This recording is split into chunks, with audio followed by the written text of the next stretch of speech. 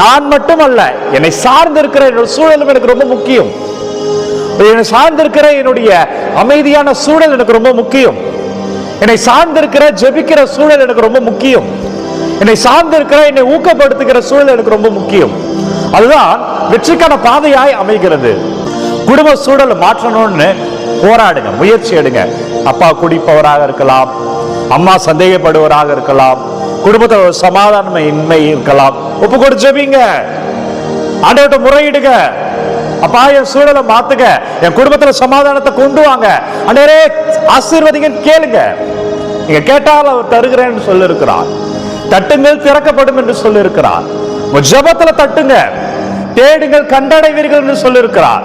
ஜெபத்துல தேடுங்க நண்பர்களே, அவர் ஆசீர்வாதமாய் தருவார், அவர் வல்லமையாய் தருவார், நம்ம வாழ்க்கை அபிஷேகமாய் மாறும். எனவே அவரிலே தேடுவோம், நம்ம சூழலை மாற்றுவோம். இரண்டாவது, நண்பர்கள். நம்ம யார்கிட்ட பழகிறோம்? உங்கள்கிட்ட குறை சொல்லிக்கிட்டே இருப்பாங்க பாருங்க, முடிந்த அளவுக்கு அவர்கிட்ட கொஞ்சம் விலகி இருங்க.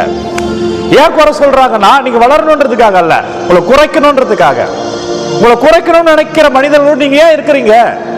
உங்க மனசுக்கு அதுவே தடையாய் மாறிவிடுமே. உங்களை அறியாமலே அந்த வார்த்தைகள் உங்களுக்குள் செல்லுமே.